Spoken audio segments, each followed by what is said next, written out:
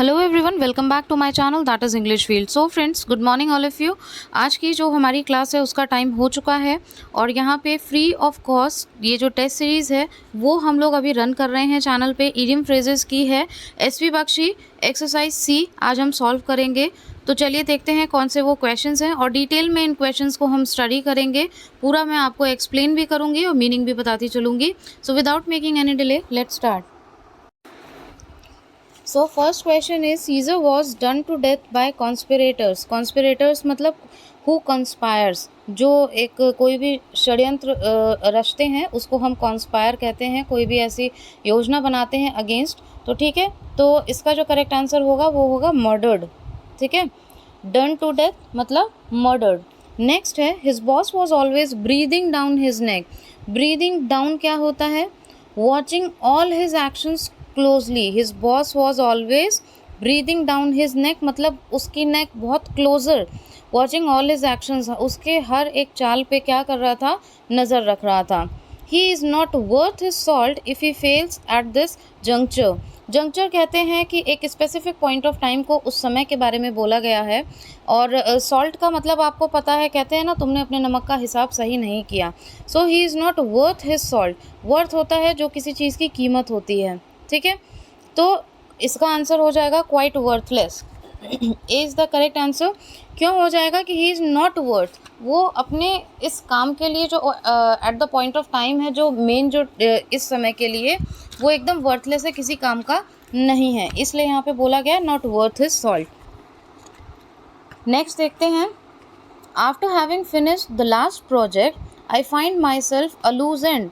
ये खुद ही एक नेगेटिव एस्पेक्ट शो कर रहा है, अ loose and.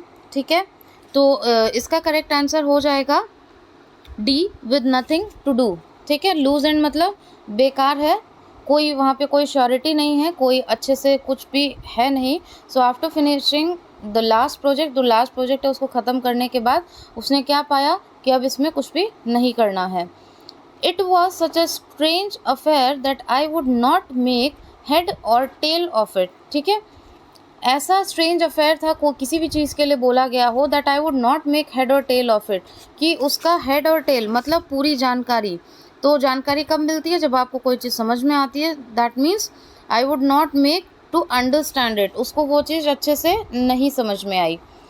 D is the correct answer. She exhibited remarkable sang-froid during the crisis. ठीक है, she exhibited मतलब कोई एग्जीबिशन है, उसमें आप जा रहे हो तो आप उस एग्जीबिशन को विजिट कर रहे हो। ठीक है, तो exhibited remarkable होता है नोटिसेबल, जिन चीज़ों को आप नोटिस करते हो। जैसे मान लीजिए मैंने ही कोई भी टॉपिक आपको एक्सप्लेन किया, पोइट्री वगैरह जैसे मैं जब एक्सप्लेन करती हूँ आपको यूट्यूब पे, तो उस पर मैं हमेशा बताती हूँ कि these are the remarkable points which can be asked in your examination. मतलब वो नोटिस करने वाले पॉइंट हैं, ऐसा नहीं है कि आप उनको इग्नोर करके आगे निकल सकते हैं, उनकी वैल्यू है।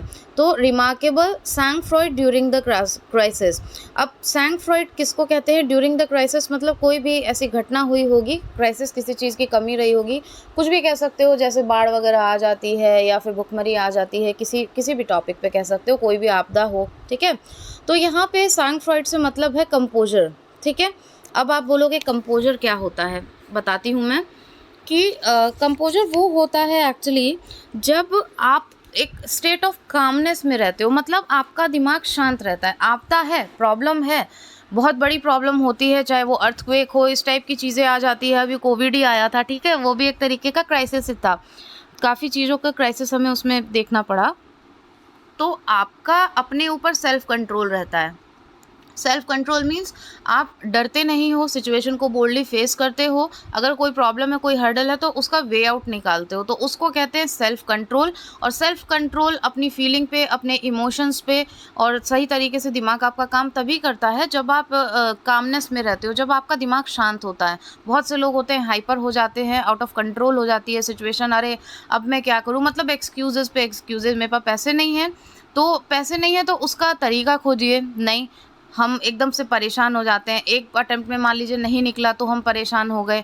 तो अगर आपका माइंड काम है तो आप अपने फॉलीज पे वर्क करोगे, ना कि आप वहाँ पे अपने हथियार डाल दोगे कि एक बार नहीं हुआ तो भैया बिल्कुल अगली बार भी नहीं होगा। लेकिन आपने ये देखने की कोशिश नहीं की कि आपके फर्स्ट अटेम्प्ट में कहाँ कहाँ कमियाँ रह गई। ठीक है, it's just an example, don't take it otherwise, आपको एक्सप्लेन करने के लिए था। तो स्टेट ऑफ सेल्फ कंट्रोल, ठीक है, उसे कहते हैं जब आप करेज के साथ में कोई चीज़ फेस करते हो। नेक्स्ट है my father strained every nerve to enable me to get settled in life. ठीक है, तो स्ट्रेन्ड एवरी नर्व मतलब कि उनका रोआ रोआ क्या किया, बहुत मेहनत किया। कहते नहीं अरे मैंने तो मतलब इतनी ज़्यादा बेजोड़ मेहनत की है कि अब की बार तो मुझे ये सीट लेनी ही है। ठीक है, तो ऐसे ही work very hard, strained every nerve. Strained से मतलब यहाँ पे है कि बहुत ज़्यादा मेहनत करी। तो सॉरी, इसका जो करेक्ट आंसर होगा वो होगा A. Now though she herself was as ugly as sin, she had the audacity to criticise the looks of her companion. अब देखिए, क्रिटिसाइज करना क्या होता है, किसी के बारे में कुछ भी गलत कहना या कुछ भी उसके ऊपर कमेंट करना नेगेटिवली।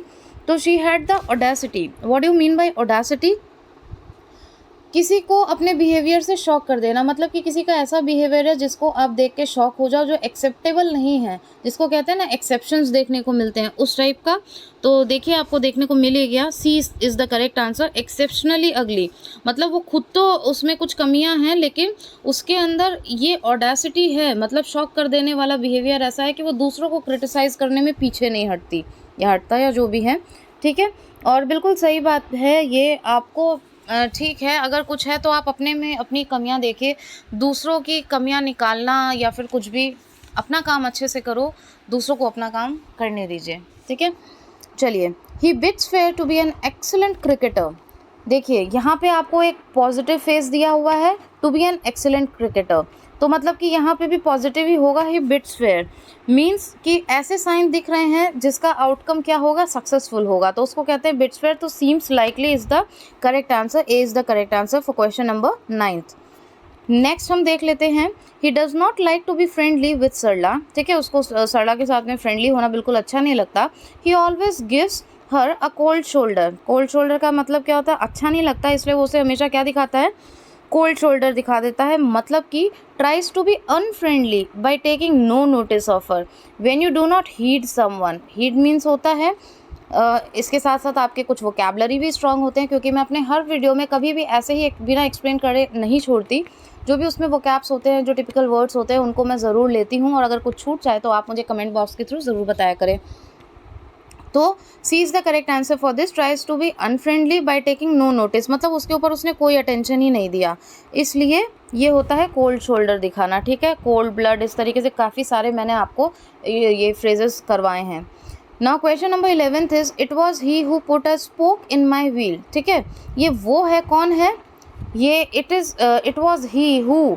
ये देखिए आपके जो मैंने एसपी बख्शी के आपको प्रोनाउन की एक्सरसाइजेस कराई थी स्पॉटिंग एरर की, उसमें भी था, उसमें भी मैंने कुछ रूल्स आपको कराए हैं। तो इसी तरीके से हम चीज़ों को इंटरकनेक्ट करके, को रिलेट करके चीज़ों को रिमाइंड कर सकते हैं, याद रख सकते हैं। बार बार आप प्रैक्टिस करोगे, चीज़ें बार बार आपके सामने आएगी, और जितना आप आइडल सिटिंग करोगे, मतलब बस ठीक है ऐसे ही हो गया, उसको बंद करके रख दिया, उतनी आपकी चीज़ें क्या है, कमज़ोर होती जाएगी। इसलिए जो मैंने आपको वीडियो एक दिया है अभी कुछ दिन पहले, how you can crack 100% guarantee के साथ में आप अपना एग्जाम क्रैक कर सकते हो, लेकिन कब, जब आप फॉलो करो वो चीज़, उसको ज़रूर देखेगा। I provide you link in description box. I am sure वो आपके लिए बहुत बहुत बहुत ही बेनिफिशियल होगा। आप सभी को वो वीडियो बहुत पसंद आ रहा है। Thank you so much for all your appreciation. चलिए, पॉइंट से भटकते नहीं हैं, तो इसका जो करेक्ट आंसर होगा क्वेश्चन नंबर 11th का, वो होगा C, thwarted the execution of the plan. अच्छा, अब यहाँ पे देख लियो, थ्वार्टेड का जो मीनिंग है वो क्या होता है, सी का। तो इसका मतलब होता है कि अड़चन लगाना, या फिर किसी मान लीजिए कोई भी चीज़ चल रही है तो उस बात को आप कंप्लीट ना होने दें। कैसे, अब दो फ्रेंड्स हैं, उन्होंने प्लान बनाया कि हमें तो अब की बार एग्ज़ाम क्रैक करना है, इसलिए हम, ये ए है ये बी है, इसलिए हम एग्जीक्यूट करेंगे प्लान। मतलब उन्होंने एक प्लान बनाया कि हम कोचिंग ज्वाइन करेंगे।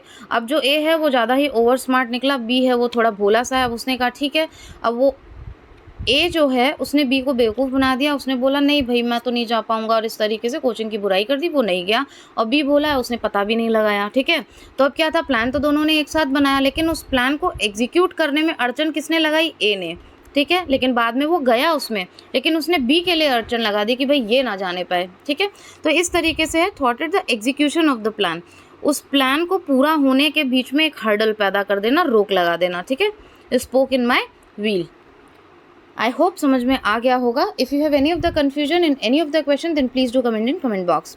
Question number 12, the captain played with determination, determination होता है दृढ़ निश्चयता, because the owner of the team was at stake, ये तो सभी को पता होगा, इट वॉज एट स्टेक, ठीक है। तो in danger, the company proceedings were at stake, तो इस तरीके से, तो इन डेंजर, ठीक है, डेंजर में थी, बहुत मुश्किल में थी। Now question number 13, his promotion is on the cards, on the cards मैंने पहले भी कराया है बट सेंटेंस अलग था, इसीलिए मैं कहती हूँ कि कोई भी इडियम फ्रेजेस आप सॉल्व करो उसका कंसेप्ट समझिए, उसका मीनिंग समझिए, क्योंकि ज़रूरी नहीं है हमेशा एक ही सेंटेंस में यूज़ हो और सेम टू सेम आपको वैसा का वैसा ऑप्शन मिले। इसलिए रटाफिकेशन तो बिल्कुल भी इसके लिए एक प्रॉपर ऑप्शन नहीं है। आप चीज़ों को समझिए, उसके बाद में किसी भी सेंटेंस में आ जाए, ईजिली आप उसको एक्यूरेसी के साथ टिक कर सकते हो, ठीक है। तो his promotion is on the cards का मतलब क्या होता है, सर्टन, सर्टन मतलब एक होता है सर्टन, एक होता है अनसर्टन, मतलब निश्चय और अनिश्चय। निश्चित मतलब ये तो निश्चित है कि उसका प्रमोशन क्या होगा, होगा ही होगा, तो उसमें सर्टेनिटी है। और अगर अनसर्टन होता, अनसर्टेनिटी होती, तो मतलब कि उसका प्रमोशन निश्चित नहीं है, ठीक है। On the cards, off the cards, so C is the correct answer for the last question.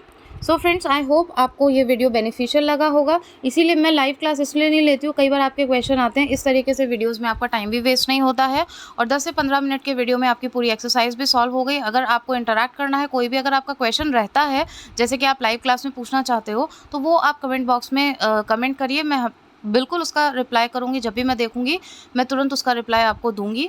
और वीडियो आपको कैसा लगा फीडबैक देना बिल्कुल मत भूलिएगा, क्योंकि इससे मुझे मौका मिलता है मैं मेरे वीडियोस में इंप्रूवमेंट्स कर सकूँ और वो आपके लिए बेनिफिशियल हो सके। If you have not subscribe the channel then please to subscribe the channel so that you can get regular notifications, और इसलिए बेल आइकन को ज़रूर प्रेस कर दीजिएगा।